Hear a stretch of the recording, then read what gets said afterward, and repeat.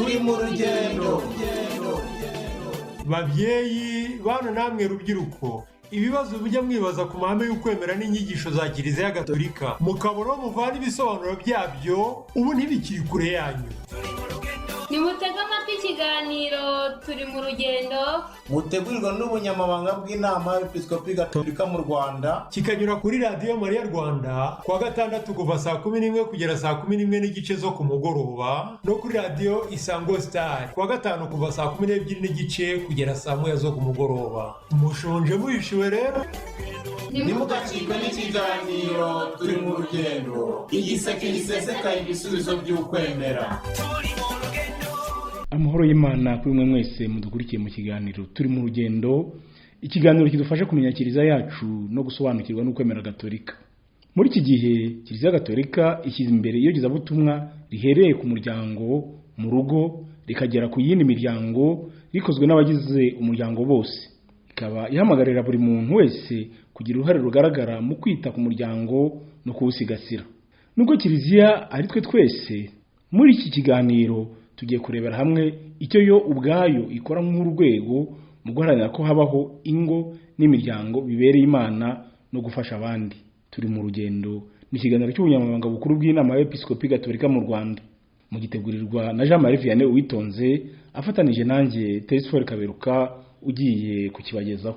Mu mwaka wa 2016 Papa Francisco yashyize ahagaragara ibaruwa ye ya gitumwa Amoris Laetitia, cyangwa se mu Kinyarwanda ibyishimo by'urukundo, nyuma ya sinode y'abepiskopi bavuye ku isi hose bari bahuriye hamwe ngo basesengure ibibazo byugarije umuryango muri iki gihe no gushaka icyatuma umuryango urushaho gusohoza neza ubutumwa ufite mu Kiliziya no mu bantu muri rusange ku isi. Koko rero muri iki gihe hagenda hatangazwa amakuru atandukanye agaragaza ko umuryango wugarijwe n'ibibazo byinshi kandi bitandukanye, birimo n'ibyingo zisenyuka zigishingwa. Mu rwego rwo guhangana n'ibyo bibazo, Kiliziya Gatolika mu Rwanda hari ibyo igenda ikora birimo nko kwita ku iyogezabutumwa ry'abana n'iry'urubyiruko, guherekeza abagishinga ingo, gufasha imiryango imaze igihe ibana n'ibindi n'ibindi. Mu kiganiro cy'uyu munsi tugiye kugaruka ku ruhare rwa Kiliziya Gatolika mu kubaka umuryango utekanye urangwamo ubumuntu n'ubusabanyiramana, ndetse no gushyira hamwe aho turi bwibande ku mikorere ya serivisi y'ubusugire bw'ingo. Nk'uko bisanzwe turi kumwe n'umutumirwa, tukaba tumuhaye ikaze. Murakoze cyane kwitabira ubutumire bwacu mu kiganiro turi mu rugendo. Turi mu rugendo ni ikiganiro cy'inama y'Episkopi mu Rwanda kivuga ku ngingo zitandukanye cyane cyane ku buzima bwa Kiliziya ndetse n'ukwemera Gatolika. Twaganiriye na Musenyeri w'Umukiza Casimir atubwira uburyo Kiliziya ifasha umuryango, atubwira ndetse ko hari serivisi y'ubusugire bw'ingo mu rwego rwo gufasha umuryango kurenga ibibazo byaba biwugarije cyangwa se kuba witeguye kuba wahangana nabyo. Mbere y'uko tuganira rero, kimwe nuko bisanzwe bigenda abantu bagiye kuganira, ndagira ngo mumaze mutwibwire ndetse n'abakurikiye ikiganiro turi mu rugendo babonereho babamenye. Murakoze, nitwa Seranyensi Uwimana, usanzwe ndi umubikira wo mu muryango w'Abizera Mariya, nkaba nkora ubutumwa muri iyi serivisi y'ubusugire bw'ingo mu Rwanda, akaba ari njyewe ushinzwe iyo serivisi ku rwego rw'inama y'Episkopi Gatolika mu Rwanda. Tubasanze hano aho mukorera muri serivisi nyine ishinzwe ubusugire bw'ingo. Nari ntangiye mvuga ko iyi serivisi twamenye amakuru ko ifasha ingo mu buryo butandukanye. Ubundi mwatubwira muri make amavu n'amavuko y'iyi serivisi mukoreramo? Murakoze.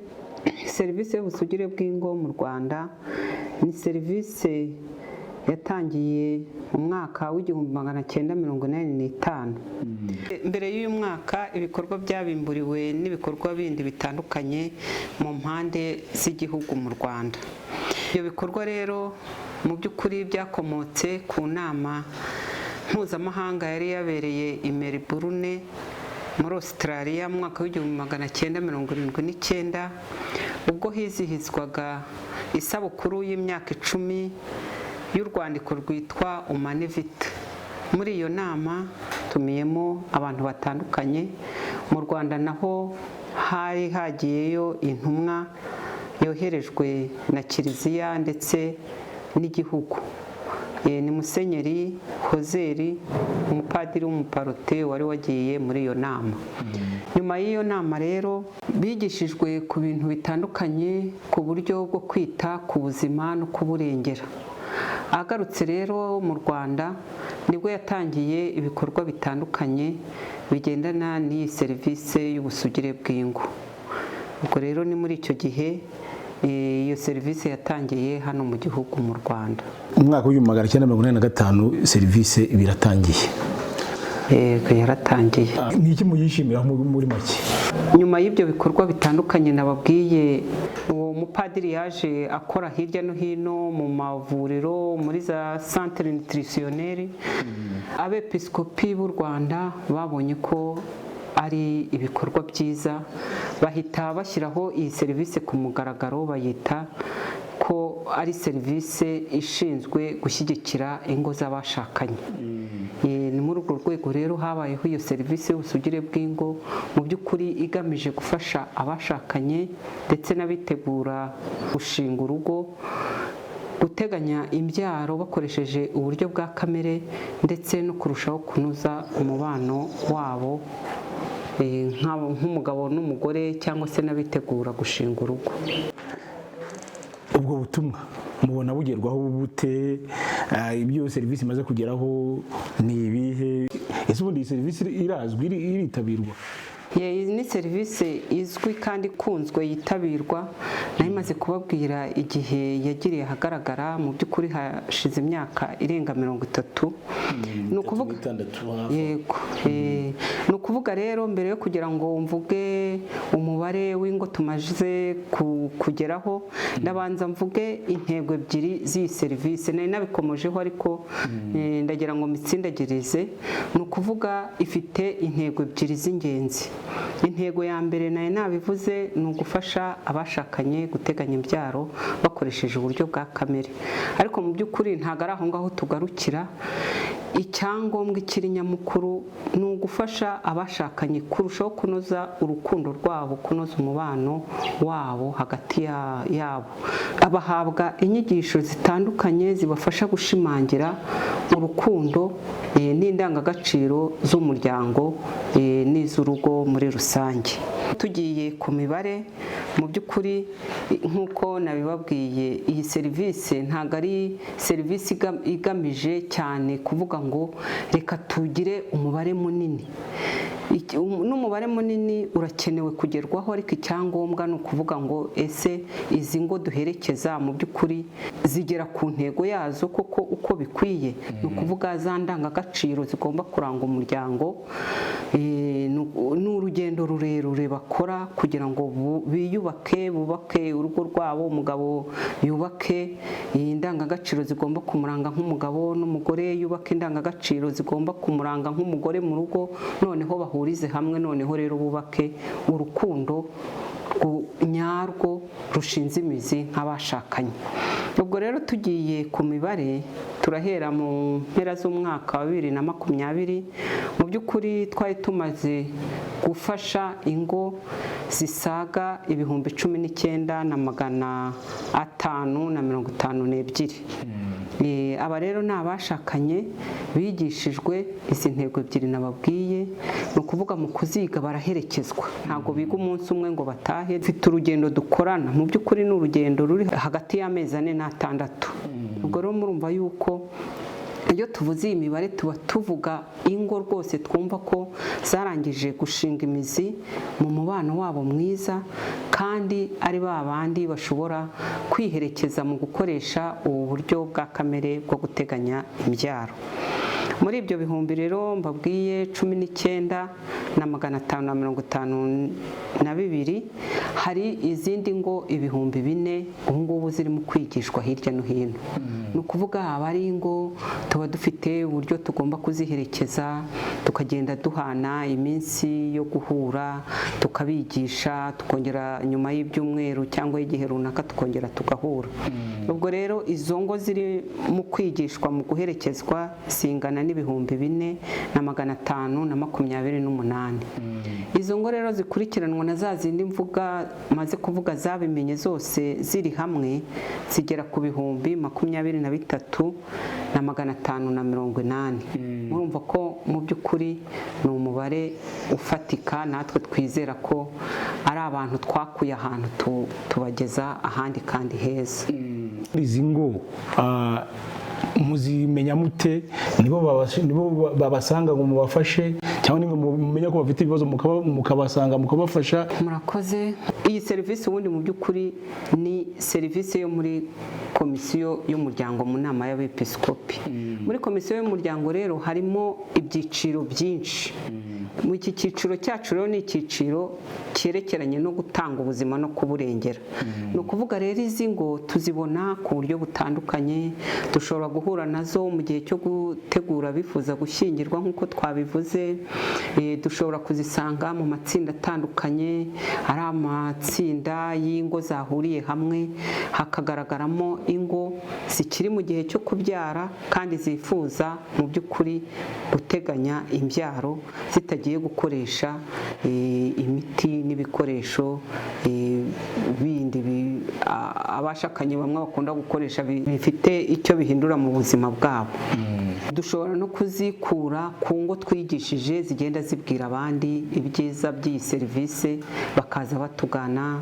Hari ibiganiro bitandukanye tujya dutanga kuri radiyo Mariya Rwanda n'ahandi henshi hatandukanye. Ni ukuvuga ngo turasansibiriza, tugenda tumenyesha, ariko hari n'abaza batugana kuko bamenyeshejwe n'abandi. Reka turebe ku gushingwa kw'ingo. Ingo zigiye gushingwa hari uburyo zigomba gutegurwa. Ese aho hari icyo mubikora nko kubitegura ku bana? Mu by'ukuri twebwe dukorera mu maparuwase hafi ya yose y'u Rwanda. Ni ukuvuga rero abantu twita abafasha b'ingo ni abashinzwe gukurikirana ingo mu maparuwase, mu masantarari. Ni ukuvuga rero mu nyigisho zihabwa abagiye gushyingirwa, abageni, harimo n'inyigisho yerekeranye no kwita ku buzima no kuburengera. Itangwa nabo muri serivisi y'ubusugire bw'ingo. Iyo nyigisho birazwi mu maparuwase, abapadiri barabizi ko abo bantu, abo bafasha b'ingo bacu ku nzego zose batanga iyo nyigisho.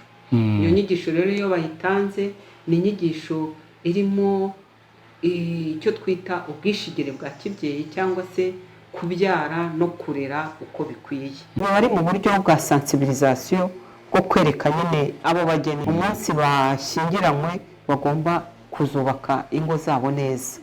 Ubwo rero aho ngaho iyo twateguye abageni, iyo bamaze gushyingirwa mu by'ukuri barabyibuka bakongera bakaza batugana, kandi hari n'uburyo za aderese dufite zitandukanye bagenda baboneraho aho amaserivisi yacu ari, bakaza batugana. Muti dutegura abagiye gushyingirwa uburyo bagomba kubana neza. Ese ubundi uriya munsi w'ubukwe w'ubugeni musanzwe umunsi bagomba kubitegura mute masera? Murakoze. Ubundi twebwe tujya iyo twabonye uburyo turanabibibutsa. Nuko ubundi abageni cyangwa se abitegura gushyingirwa, ubundi mu by'ukuri izi nyigisho bahabwa, bafite inyigisho zitandukanye, inyigisho zigera mu 8-9. Ubundi uko tubyumva nuko kenshi tubashishikariza, bagombye kuzihabwa mbere noneho bakajya kwitegura ibintu byo gushyingirwa. Uriya munsi mukuru w'ibigendana no gushyingirwa bararangije kwiga kera, kubera yuko no mu nyigisho tubaha usibye ibyo byo kubyara no kurera neza, harimo n'ibigendana no gucunga umutungo w'urugo, uko bagomba kuzacunga umutungo wabo neza, uko hagati yabo bashobora kumvikana by'abandi basezerana kuvanga umutungo cyangwa kuvangura umutungo, nabyo tujya tubibigisha. Ubundi iyo babyigishijwe mbere bakagera ku munsi w'ubukwe inyigisho zararangiye, bitegura mu by'ukuri ibirori gusa birabafasha. Kubera ko iyo babyigishijwe ku munota wa nyuma benda guhana isezerano, mu by'ukuri ntago baba bashyizeho umutima.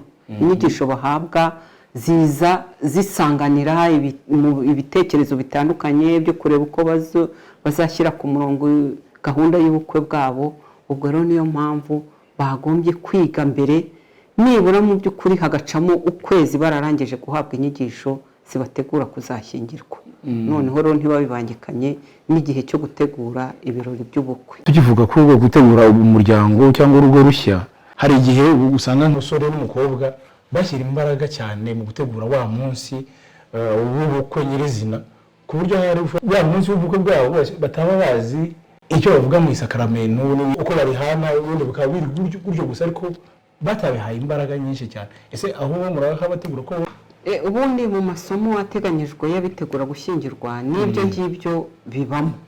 ni ukuvuga rero wenda kenshi hari igihe bikorwa n'abapadiri cyangwa se n'abantu bajijutse, ariko kenshi mu by'ukuri ririya sezerano bazahana n'amagambo bazavuga mu by'ukuri babitegurwa mbere.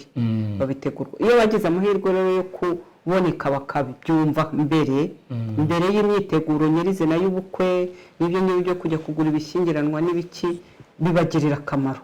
kandi nyuma hari n'ingo zishakana twazahura nyuma bakatubwira ko inyigisho bahawe mbere zabagiriye akamaro, ari nazo zibagenderaho kuri icyo gihe arizo zibubatse.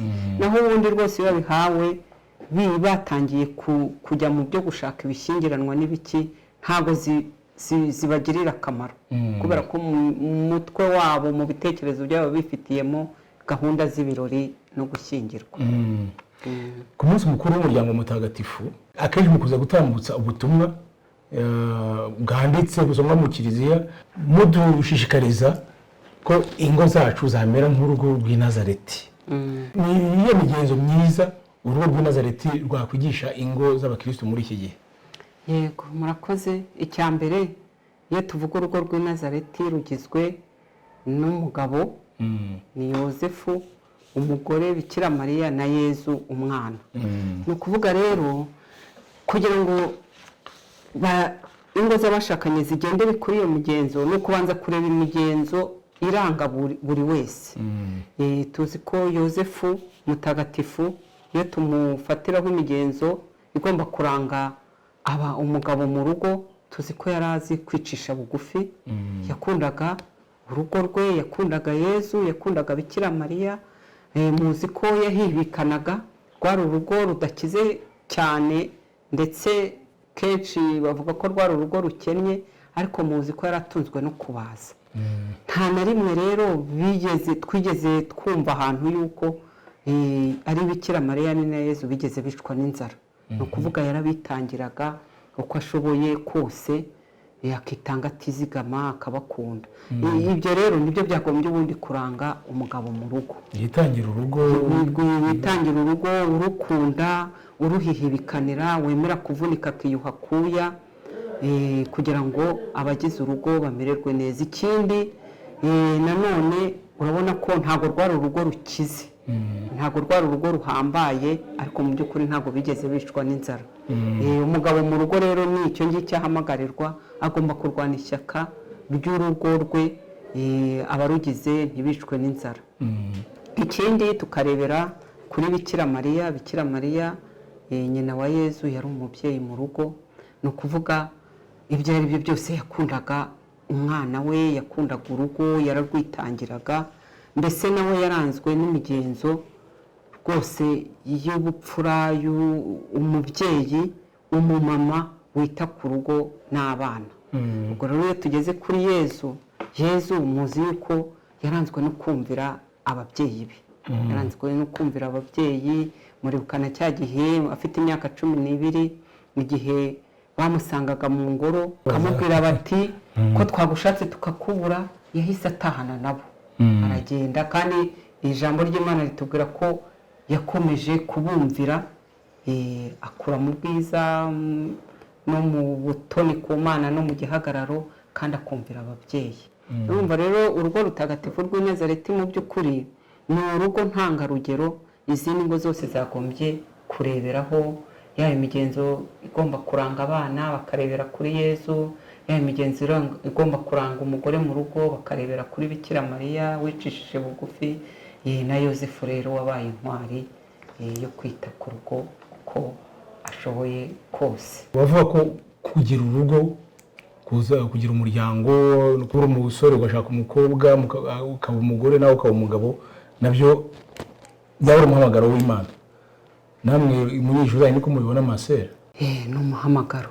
Tuzi ko mu by'ukuri umuhamagaro wa mbere mukuru tuzi ko Imana iduhamagarira kuba abatagatifu, si byo se? Ni umuhamagaro mukuru wa buri muntu wese. Ariko noneho munsi y'uwo muhamagaro mukuru wo kuba ubutagatifu kuzabana n'Imana ubuziraherezo, hari undi muhamagaro wo gushaka cyangwa se wo kwiyegurira Imana. Ni ukuvuga rero iyo mihamagaro yombi nayo ni imihamagaro ikomeye kandi buri wese ahamagarirwa kwinjiramo. Ni ukuvuga rero umuhamagaro wo gushaka ni umuhamagaro ukomeye cyane kandi mu by'ukuri tuzi ko bitangira mu gitabo cy'intangiriro, igihe Imana yaremaga umugabo n'umugore Adamu na Eva, ikabashyiraho ikababwira iti nimugende mwororoke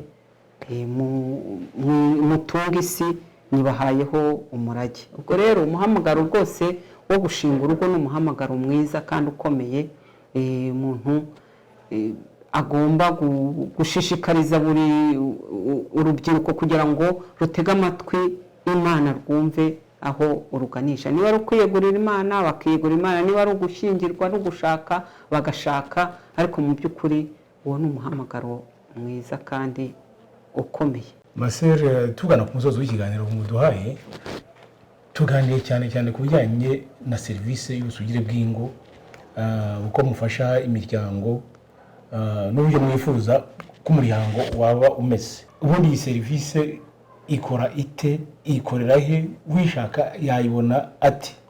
Murakoze.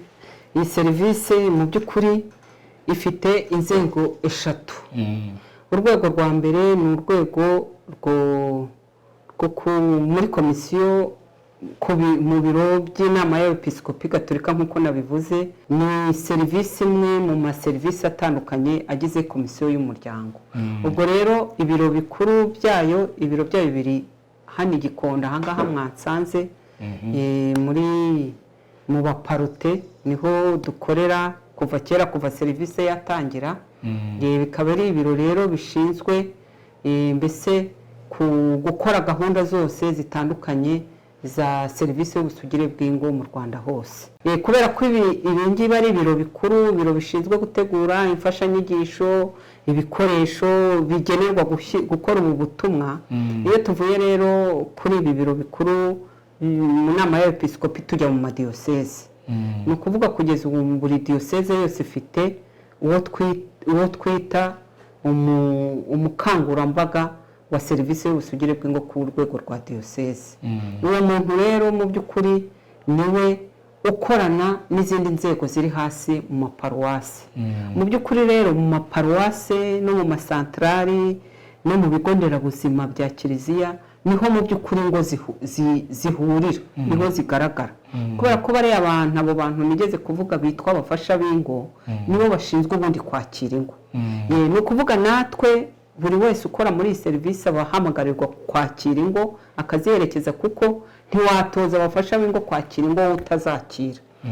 Ubwo rero abo bafasha b'ingo mu maparuwase no mu masantarare nibo mu by'ukuri bantu babana n'ingo umunsi ku wundi. Kugeza ubu dufite abafasha b'ingo bagera muri 258. Abo rero nibo bakira za ngo zitandukanye wa mubare nigeze kubabwira. Twebwe rero izo nzego haba hano ku rwego rwa konferanse, haba ku madiyoseze, icyo dushinzwe ni ukubahugura no kubafasha kugera kuri za ngo, ni ukuvuga kubaha imfashanyigisho, kubahugura, mbese mu by'ukuri kugira ngo babashe gukora ubutumwa neza. Iyo urebye iyi serivisi mu by'ukuri ubusugire bw'ingo ni serivisi ikomeye kandi idapfa gukora uko ibonye, kuko iyo tuvuga ko duherekeza ingo, buriya wenda nta mwanya wo kubicukumbura dufite ngo tubivuge, ariko mu by'ukuri iyo urebye urugo kuri iki gihe, urugo kuri iki gihe ntabwo ari ukugenda ngo urubwire amagambo ngo nimubane neza witahire. Ni ukuvuga baba bakeneye guherekezwa. Muri uko guherekezwa hari igihe umufasha w'ingo agenda wenda urugo rumusanze rukaza rumusaba wenda kwiga guteganya imbyaro bakoresheje uburyo bwa kamere, ariko yatangira kurwigisha agasanga rufite ibindi bibazo bikomeye. Ugasanga nk'urugero baje kwiga guteganya imbyaro, ariko yaganira nawe agasanga mu by'ukuri umugore aryama mu cyumba cye n'umugore. Icyo gihe urumva ko biba bimeze bitewe, bisaba ko abanza kubafasha kumva ko bagomba mbere ya byose kubana neza, gukundana. Ibyo rero byarangira bakabona kwiga uburyo bwa kamere bwo guteganya imbyaro. Ikindi nanone hari abatangira kwiga bagera hagati ugasanga nk'umwe mu bashakanye wenda nk'umugabo arajya aritwara nabi, aragira, urabona ko muri iki gihe ingo rwose zifite ibibazo bitandukanye. Icyo gihe rero twebwe nk'abo mu madiyoseze nayo tuba dukeneye kuba hafi wamufasha w'ingo kugira ngo abashe mu by'ukuri guherekeza rwa rugo arugeze ku ntego, arugeze ku cyiciro cyo kumva ko bagomba rwose kubana neza nk'abashakanye nk'umugabo n'umugore, bakarenga inzitizi zose bahura nazo. Muri serivisi y'ubusugire bw'ingo murashaka ko ingo zigira ubuzima bwiza, zigira zaza heza, ndetse n'abazirimo bose mutange inama wenda mu magambo make, hakwiye gukorwa iki, abari mu rugo bakora iki kugira ngo urugo rubeho neza? Icyambere na mbere nyamukuru ni ukutegura abagiye gushyingirwa. Ni ukuvuga wenda n'abashyingiwe kugeza ubu hariho aho ingo zigiye zifite ibibazo, ariko mu by'ukuri cyambere umuntu yaheraho ni ugutangira gutekereza yuko noneho izitegura gushinga urugo, ndi kuvuga abageni bashinga urugo babyiteguye mu by'ukuri. Twavuze ko umuhamagaro wo gushinga urugo ari umuhamagaro mwiza, kandi abantu bagenda bafasha urubyiruko cyangwa benda gushyingirwa gushira ubwoba ko gushaka ari ibintu byiza kandi bitabereyeho kugenda ngo babane uyu munsi ejo batandukanye. Ni ukuvuga rero icyo ni ikintu gikomeye kubategura, bagahabwa inyigisho rwose zibategura, bagashinga imizi mu muhamagaro, bakawinjiramo bazi icyo bagiyemo. Ikindi nanone kugira ngo bishoboke ni uko muri komisiyo y'umuryango wundi hari ibyiciro bitandukanye, ntabwo nagize umwanya wo kubivuga, ariko harimo ibyiciro 6 byo guherekeza ingo, abagishyingirwa, abagiye bafite ibibazo bitandukanye. Ibyo byiciro rero ubundi mu by'ukuri bikoze inshingano zabyo. Abashyingiwe ubundi baba bagomba guherekezwa bakurikije imyaka bashyingiriwe. Hari abaherekezwa kuva bashyingiwe kugeza ku myaka 5, gahera ku myaka 5 kugeza kuri 15, guhera kuri 15 gusubiza hejuru. Ibyo byiciro rero byitaweho uko bigomba, na serivisi yacu y'ubusugire bw'ingo yakora neza. Naho ubundi tugenda tujya nababwiye intego dufite niyo kwigisha abashakanye guteganya imbyaro bakoresheje uburyo bwa kamere. Mu by'ukuri tuba dufite intego ifatika. Ni ukuvuga urugo ruje rudusanga rushaka guteganya imbyaro, n'icyo ubundi twagombye kuhita tubigisha ko babyifuza. Ariko noneho urugo ruza nk'uko nabivuze, ruza rwifuza guteganya imbyaro, barangiza mwaganira ugasanga ukubitanye n'izindi ngorane zitandukanye. N'izindi ngorane izo navuze, ntago babanye neza, umugabo wenda yaciye umugore, yabyaye umwana hanze, umugore ntabizi, mwatangira kuganira, umugore ukabona akweretse ko hari kitagenda, mwakomeza ikiganiro, umugabo akaza kukwereka ko hari umwana afite hanze yanze kwereka umugore we. Icyo gihe urumva ubanza gukemura ibyo bibazo byo kubafasha kwakira umwana. Noneho za ntego zacu ugasanga mu by'ukuri tugiye gukemura ibindi bibazo mbere yo kugira ngo tuzinjiremo. Ni ukuvuga rero biriya byiciro navuze bikoze neza, serivisi yacu nayo yakora neza ubutumwa, kuko tugira abantu benshi rwose badukenera, baza batugana, ariko hakabaho n'abaza twabasobanurira wasanga bafite utwo tubazo badashaka guhita berura, bagahita bigendera. Kubera iki? Kubera ko babuze abandi babafasha mu by'ukuri kubanza kwiyakira no kwakira ubuzima nk'abashakanye. Uruhande se rwabo babagana niyihe nama mubaha? Mbere ya byose iyi serivisi ntabwo bayizi uko bagombye kuyimenya. Ntabwo nzi igituma serivisi y'ubusugire bw'ingo itamenyekana cyane, kandi dufite amaserivisi hirya no hino nabibabwiye mu gihugu, ariko mu by'ukuri kenshi bituruka ku myumvire cyangwa se gutinya kuyinjiramo. Hari abavuga yuko ngo uburyo bwa kamere bwo guteganya imbyaro ari ugutegeka abashakanye ngo kwifata, kandi kwifata mu by'ukuri bakumva ko ari umutwaro baremereye, ariko mu by'ukuri ntago ari icyo ngicyo ikamije. Ikindi hari abavuga ko ngo uburyo bwa kamere budakoreshwa n'abantu bose, ngo abagore batize ngo ntago babasha kubukoresha. Ugasanga rero imyumvire byinshi itandukanye ituma abantu mu by'ukuri batitabiriye serivisi. Kubera iki? Kubera kutayumva neza. Nkumva rero hari natwe ku ruhande rwacu duhamagarirwa kurushaho gukora ubukangurambaga, kubera ibibazo by'ingo muri iki gihe by'imiryango birushaho kugenda biremera, bakumva bihitiyemo hari gukomeza kuba muri ibyo bibazo byabo badatinyuka kwirekura no kwikingura kugira ngo abantu babafashe. Ariko mu by'ukuri ababashije kutugeraho turabafasha, kandi ubona ko baba banyuzwe, baba bishimye. Muri make mvuze nti dushoreje aha ngaha tubwira abantu tuti Seranyesi arababwira ati nimwikingure mutugane tubafashe aho dushoboye kugira ngo twese dushyire hamwe twubake urugo rwiza, tugire imiryango mihire, imiryango isa n'umuryango w'i Nazareti. Murakoze Masera. Murakoze namwe. Turi mu rugendo. Babyeyi bana namwe rubyiruko, ibibazo bijya mwibaza ku mahame y'ukwemera n'inyigisho za Kiliziya Gatolika mukabona muvana ibisobanuro byabyo, ubu ntibikiri kure yanyu. nimutega amatwi ikiganiro turi mu rugendo mutegurirwa n'ubunyamabanga bw'inama y'Episkopi Gatolika mu Rwanda, kikazajya kinyura kuri radiyo Mariya Rwanda kuwa gatandatu kuva saa 11 kugera saa 11 n'igice zo ku mugoroba, no kuri radiyo Isango Star kuwa gatanu kuva saa 12 n'igice kugera saa 1 zo ku mugoroba. Mushonje muhishiwe rero, nimugacikwe n'ikiganiro turi mu rugendo, igiseke gisesekaye ibisubizo by'ukwemera.